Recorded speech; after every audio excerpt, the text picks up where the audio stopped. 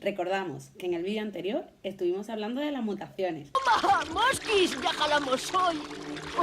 ¡Oigo! Un momento. 1, 2 y 3.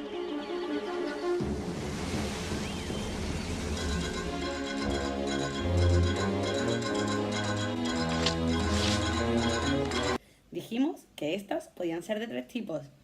Estas podían ser mutaciones perjudiciales, incluso podían ser mutaciones beneficiosas.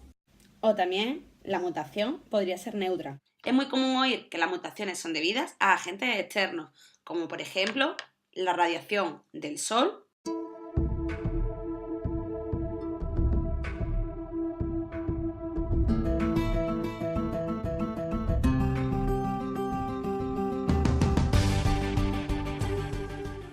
un virus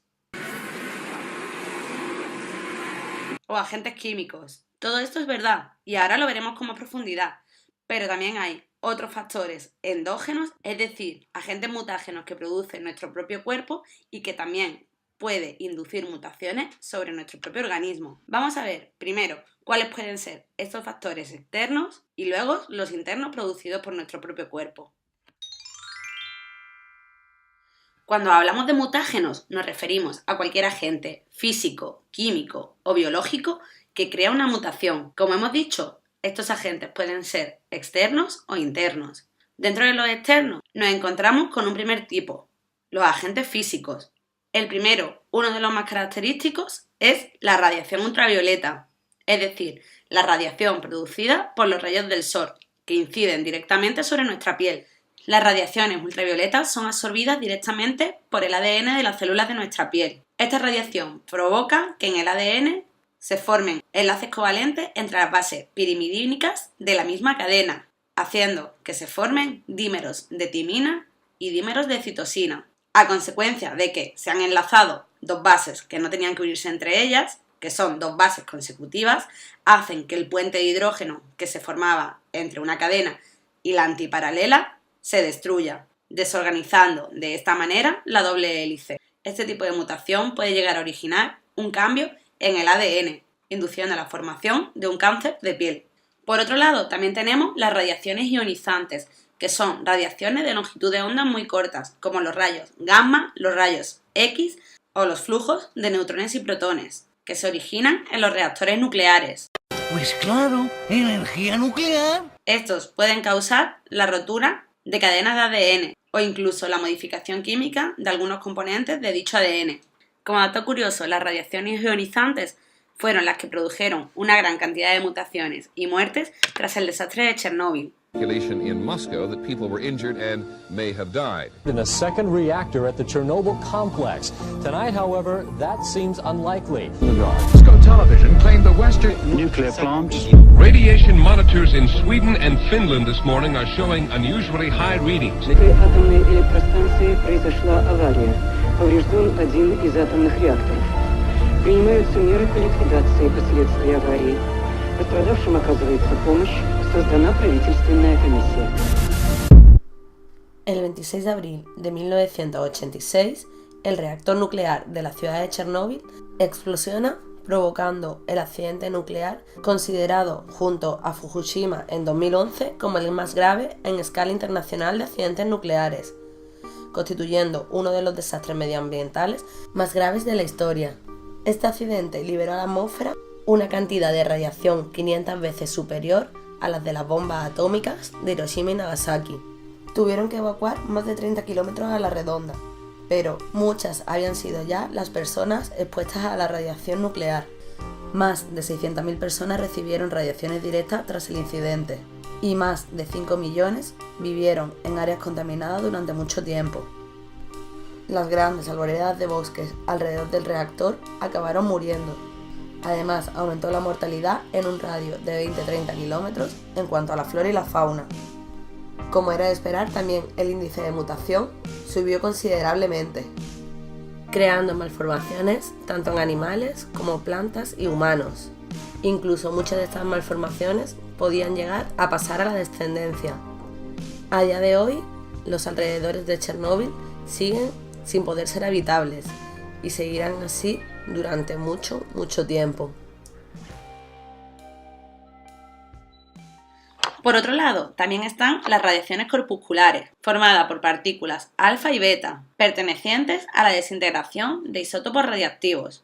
Y con este tipo de mutación acabamos los mutágenos exógenos físicos. Pero aparte de los físicos, también hay otros químicos. Son sustancias que reaccionan con el ADN y provocan cambios en la composición de este, pudiendo dar lugar a sustituciones de bases, inserciones, incluso de elecciones. Muchos de estos agentes mutágenos químicos los tenemos constantemente a nuestro alrededor, bien en lo que comemos o bien en lo que respiramos. Y lo que no sabemos es que muchos de estos mutágenos son cancerígenos. Ejemplos de estos mutágenos pueden ser los análogos de base, como por ejemplo la cafeína o el 5-bromuracilo, que son sustancias cuya estructura es muy parecida a la timina y que pueden entrar en el ADN y sustituir a esta, produciendo errores en la lectura del ADN, ya que al sustituir a la timina, en vez de aparearse con adenina, se aparea con guanina, haciendo de esta manera que se produzca un error en la lectura. Por otro lado, el benzopireno, un hidrocarburo presente en los alquitranes, en el humo del tabaco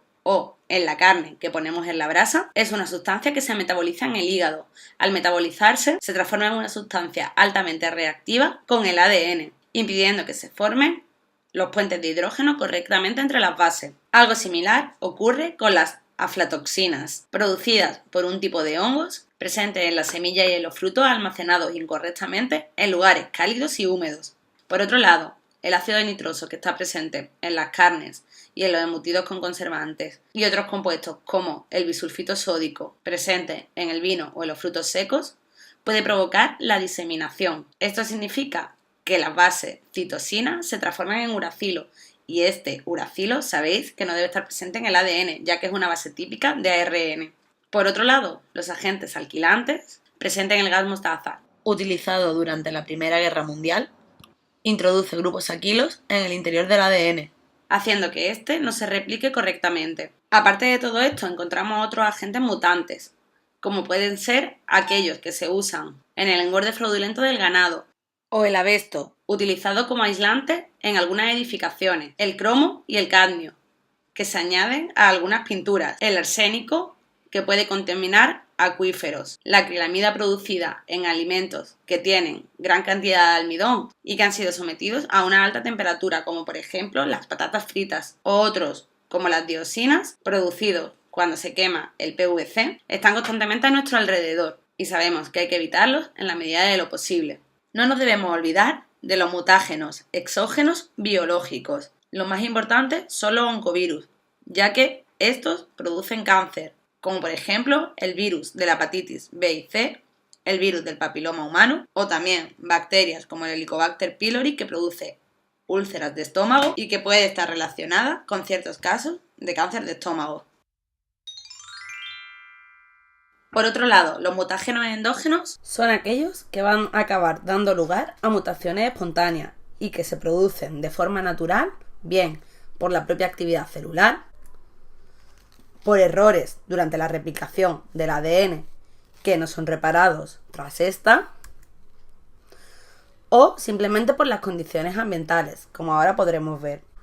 En este primer caso, los metabolitos reactivos crean radicales libres tras el metabolismo celular, sobre todo aquellos derivados del oxígeno, como puede ser el ion superóxido o el ion hidroxilo, compuestos altamente reactivos y capaces de inducir lesiones en el ADN.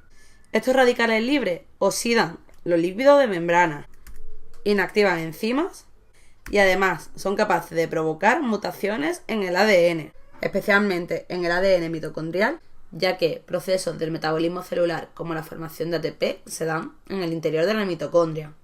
Por otro lado, la glicosilación avanzada, que ocurre cuando una glucosa interacciona con el grupo amino de los ácidos nucleicos, contribuyen con la edad a la alteración del genoma, ya que esta combinación hace que se produzca un deterioro en los mecanismos del ADN, es decir, en la replicación, en la transcripción y en la reparación del ADN cuando hay alguna mutación. Como ya dijimos, mutaciones endógenas son aquellas también que ocurren durante el apareamiento de las bases en la replicación del ADN, es decir, un error durante la replicación También conllevaría una serie de consecuencias al propio organismo. Como ya dijimos, estos errores suelen ser solventados por mecanismos de reparación, pero a medida que avanza la edad, estos mecanismos de reparación cada vez son más defectuosos. Estos errores pueden venir de la mano de transposones, que son secuencias de ADN que saltan de un lado a otro del genoma, interrumpiendo una secuencia de ADN y produciendo así una mutación. O pueden venir de mano de fluctuaciones térmicas. Estas ocurren por encontrarse a temperaturas anormales para la célula, por ejemplo, en el cuerpo humano, por tener temperaturas superiores a 37 grados. Por este cambio de temperatura ocurren procesos como la despurinación y la desaminación. La despurinación es el proceso de pérdidas de bases púricas a causa de romperse el enlace N-glucosídico. Al desaparecer una base púrica, tras la replicación, surgen errores, ya que ha habido una delección de una de las bases. Por otro lado, la diseminación consiste en la transformación de un grupo amino en un grupo ceto, lo que conlleva una transformación de citoxina en uracilo y adenina en hipoxantina. Esto ya ocurría en una de las mutaciones químicas exógenas que veíamos con anterioridad. Como hemos dicho al principio del vídeo, hay mutaciones perjudiciales, beneficiosas y neutras. Las neutras son todas aquellas mutaciones silenciosas, es decir, que están en el ADN pero que no se expresan de ninguna manera. Es decir, como esta, tendremos miles, pero nosotros no nos damos cuenta de que están. Pero, por otro lado, hay mutaciones perjudiciales. Algunas de estas perjudiciales también serán compatibles con la vida, pero estas tendrán efectos nocivos para nuestro organismo, ya que esta mutación probablemente afecte, por ejemplo, a una proteína esencial en nuestro organismo. Enfermedades de este tipo podrían ser la anemia falciforme o la fenilcetoanuria. También dentro de estas perjudiciales serían todas aquellas mutaciones que indujeran a la producción de un carcinoma, es decir, de un cáncer. Muchas veces estas mutaciones, cuando se pillan a tiempo, pueden ser reversibles a través de ciertos tratamientos como la quimioterapia o la radioterapia. El caso más extremo de mutaciones serían aquellas letales, las cuales son incompatibles con la vida y que desembocaría en la muerte del organismo. Esto se daría, por ejemplo, en aquellas personas que estuvieran constantemente expuestas sin ninguna protección a radiaciones ionizantes, como fue, por ejemplo, el caso de Marie Curie. Señora, díganos cómo ha aislado el radio. Es una técnica complicada. Empecé mezclando varias toneladas de una tierra especial, la pechblenda, y entonces... En resumen, ¿qué es el radio? Es un elemento todavía desconocido que emite espontáneamente radiaciones y calor. Una sustancia a la que llamo radiactiva. Por último, en las mutaciones perjudiciales también están las mutaciones teratógenas, que son aquellas que afectan directamente al feto y que producen malformaciones en el recién nacido. Tened en cuenta que cuando el embrión empieza a desarrollarse, las células se multiplican muy rápido. Si hay una mutación en una de ellas, esta mutación se arrastrará y tendrá consecuencias mucho más graves que en nuestras propias células de un individuo que ya estamos formados y que no tenemos mitosis tan rápidamente como se da en el embrión. Por ello se evita que las embarazadas se hagan radiografía para evitar la exposición a los rayos X o que éstas tomen ciertos medicamentos que pueden inducir a una mutación en el feto. También hemos hablado de mutaciones beneficiosas. Esto no es ni más ni menos que mutaciones en el ADN de un organismo que evolutivamente le ha supuesto un beneficio. Es decir, esa mutación que le ha supuesto un beneficio ha hecho que ese organismo sobreviva y tenga descendencia, y dicha mutación la ha pasado a sus descendientes, mejorando así poco a poco dicho organismo. Cuando esto pasa, decimos que la mutación tiene una ventaja adaptativa, por lo que la selección natural actúa sobre este organismo positivamente, ya que los organismos mejor adaptados en el medio ambiente serán aquellos que sobrevivan. Os redirijo así al vídeo que ya hice sobre la teoría de la evolución y la selección natural. Con todo esto vamos a ir terminando la parte de mutaciones. Hemos hablado mucho de cómo se pueden producir mutaciones en nuestro cuerpo, pero no siempre que se produce una mutación esta llegará más allá, puesto que nuestro organismo tiene mecanismos de reparación. Estos mecanismos de reparación sería como llevar una silla rota al carpintero, no la puede arreglar. Nuestro organismo tiene diferentes mecanismos que hace que nuestro ADN pueda ser reparado tras el sufrimiento de una mutación. Cuando esta es irreversible, pues ya desencadenaría todas las consecuencias que hemos estado hablando. nosotros siempre podemos prestar una pequeña ayuda para que nuestro organismo no esté expuesto constantemente a mutaciones. Para ayudar a este, debemos tener una buena alimentación, evitar cafeína, tabaco y bebidas alcohólicas y llevar una vida sana donde el deporte tenga especial presencia en nuestra vida.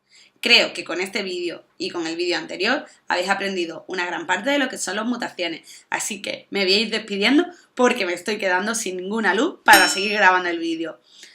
Sin más, espero haberos ayudado y nos vemos en el siguiente. ¡Adiós!